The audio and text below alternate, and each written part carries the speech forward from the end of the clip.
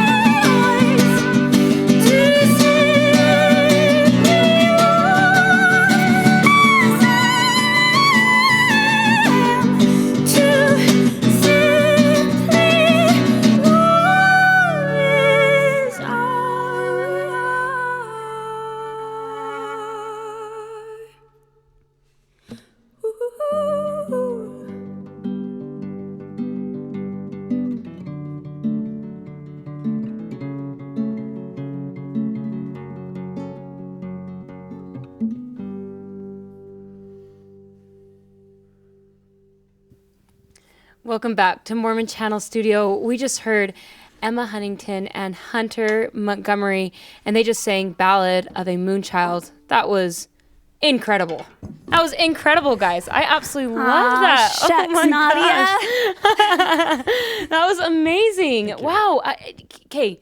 How did this incredible collaboration come together? Because you both are so talented, and you put it together, and it's just magic, what just happened. And tell me a little bit about, how did you guys meet? How did this collaboration come together? The spirit of Christmas just really brought it together.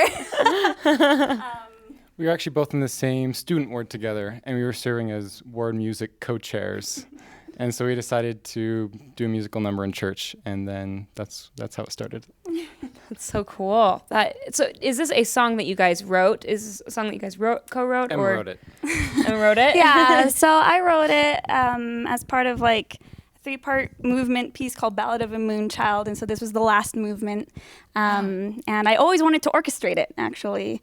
And so I knew that Hunter was like amazing at viola, and viola needs to be played more. And so I'm like, hey, why don't you join on this weird song of mine? That was lots of fun.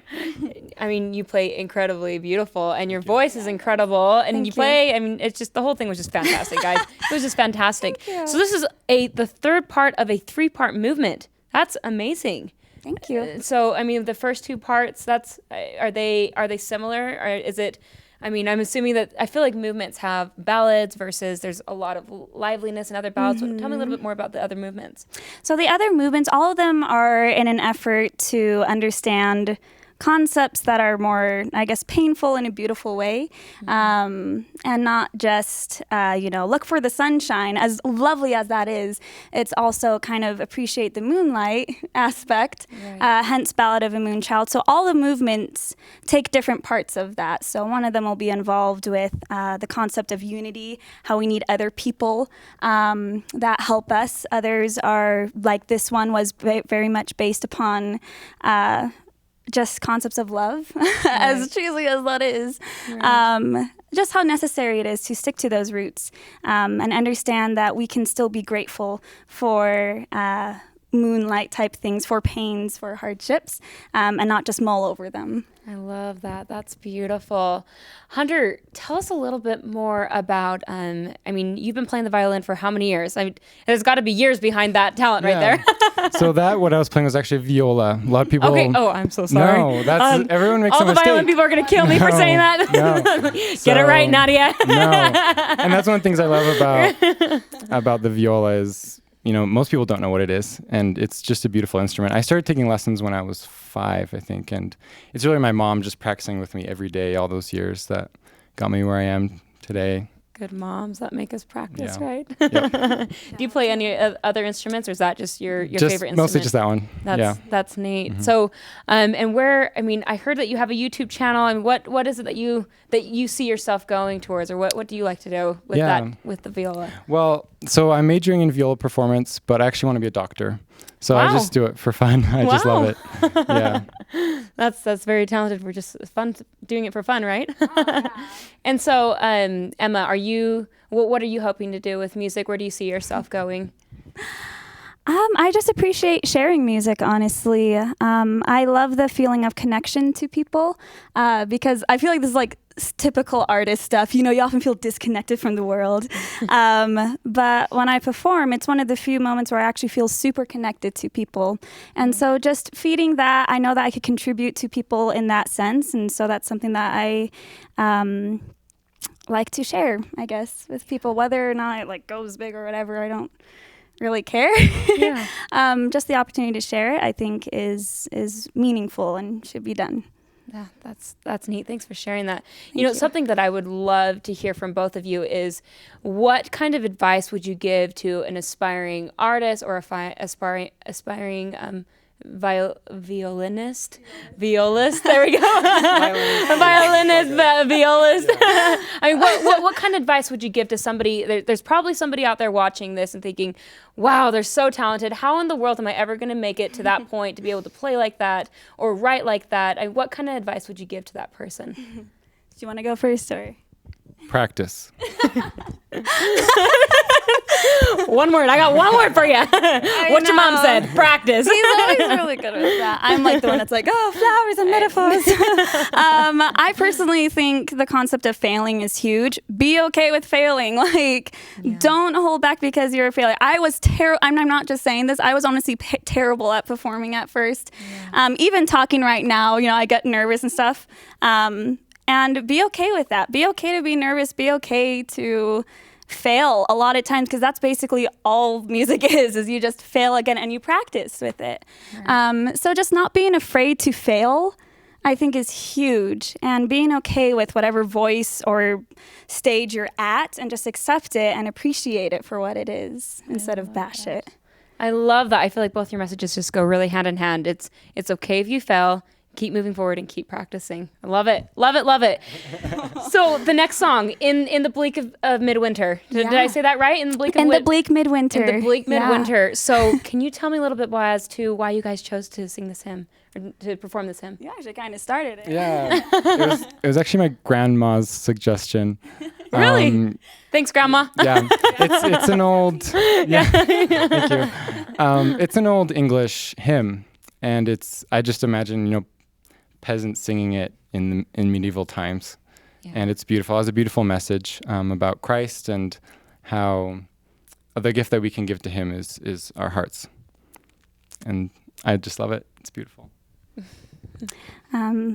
Essentially just everything that he said. This song was one of my favorite songs, actually, growing up. It's my mom's favorite song as well. So when he suggested it, I'm like, can we please? Because it's so beautiful. And I think the message is so tender and important. Like with what Hunter mentioned, the last verse, for what it's worth, pay attention to, because it mentions, what can we give him as poor as we often are. And it ends emphasizing that we can give our hearts, and that's all that he asks for. And so I love that. We're excited to hear it. Let's hear it. All right. Thank you.